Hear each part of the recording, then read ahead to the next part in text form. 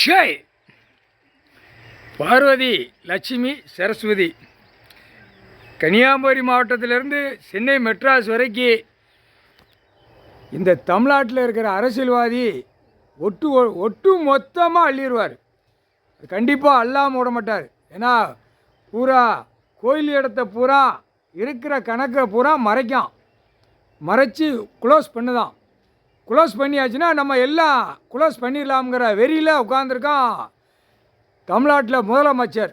அவனுக்கு இப்போ கிறுக்கு பிடிக்க விடுவார். ஏற்கனவே எலுமிச்சம்பழம் கனி நேற்றே எரிஞ்சிட்டோம், அவனுடைய குடும்பத்தாருக்கு எரிஞ்சிட்டோம். இப்போ அவன் குடும்பத்தார் பூரா கிறுக்கு பிடிச்ச மாதிரி பித்து பிடிக்க விடுவார். அடுத்தாப்புல மந்திரி இருக்கானா அவனே கிறுக்கு பிடிச்சி பித்து பிடிக்க விடுவார். இப்போ கிறுக்கு பிடிக்க விடுவார். நாய்க்குட்டி வெறியாக வந்தால் எப்படி கடிக்கும் அந்த மாதிரி இப்போ கடிக்க விடுவார். இந்த 60 நாள் கணக்கு போட்டதுக்குள்ளே இவனை குழப்பி அவனை சின்ன பின்னாமல் தமிழ்நாட்டில் ஆக்கிடுவார். டெல்லியில் அவனே சின்ன பின்னாமல் ஆக்கி வெறித்தனமாக கடிக்க விடுவார் அரசியல்வாதியை. புரியுதாடா?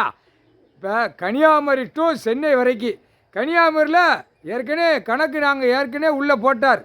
என்ன கணக்கு?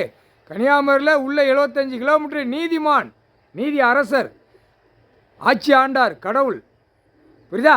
அவர் ஆண்டார்ரா. அதெல்லாம் தகுத்து அடித்து தான் கடைசி கரெக்டாக விஸ்வபரமா சிவன் அந்த எல்லைக்குள்ளே வரணும். கன்னியாகுமரி மாவட்டத்தில் கரெக்டாக அரசியல்வாதி கொட்டு மேலே அடித்து பிபி ஊதி சிங்கி தட்டிட்டானா, சிங்கின்னு தட்டினானாடா விஸ்வபரமா சிவன். அப்போ மூணு தலைச்சக்கரத்தை டெல்லியில் எப்படி வச்சுருக்கான்? 3 பேரை தலைச்சக்கரத்தை புலி மாதிரி வச்சுட்டான். அந்த ரூபத்தவே மறைச்சிட்டான். அப்போ எவ்வளோ அரசியல்வாதி செஞ்சுருப்பான்? இந்த 76 வருஷம் ஆண்டு காலமாக அரசியல்வாதி 100 வருஷம் ஆண்டு காலமாக என்ன செஞ்சுருப்பான்? இவன் என்ன செய்வார்? இராணுவ படை வீரர்களை வச்சு வானரப்படையை வச்சு தூக்கி நடு ரோட்டில் விட்டு அந்த தண்டனை கொடுப்பார். இப்போ போட்டாங்களா 8 நாட்டு சனீஸ்வரி ஆமாமனை ஏமங்காலத்து இடத்துல அந்த கம்பி பழுக்க வைக்கிறது கண்டிப்பாக உண்டு. இப்போ ஆடுறா அப்படிங்காரு. இப்போ கடிக்க விடுவார். கடிடா நான் உச்சியில் உட்காந்துருக்கேன், நீ ஆடாமல் இருறா அப்படின்னு சொல்லுதாரு. ஆனால் அதை ஆடத்தான் செய்வோமுங்க.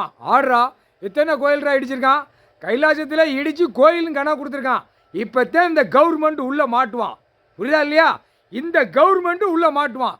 சிலுவத்தூர் கவர்மெண்ட் லாயர் இடித்த கணக்கு சிலுவத்தூர் கண்ட்ரோல் நீதிமன்றம், ராஜபாளையம் தெற்குப்பாளையம் கண்ட்ரோல்.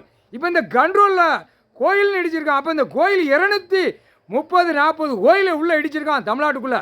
இதை வச்சே இவனை தூக்கி கம்பியை பழுக்க வச்சு இழுத்து போடுவார். முக்கால் சத்தியம் ஒழுங்காக போ கணக்கு போடுறாரு. ரிப்போர்ட்டு காவல்துறையிலேருந்து எல்லாம் எடுத்து அவனுக்கு கொடுக்கப்பார். காவல்துறை சிபி ரிப்போர்ட்டு சிஐடி ரிப்போர்ட்டு கைலாசத்தில் போட்டுக்கிட்டு இருக்கார் கணக்கு அப்படின்னு. இப்போ 3 அம்மமார்கள் பூரா பத்திரப்பதிவில் நாங்கள் வீசி எறியுதோம்.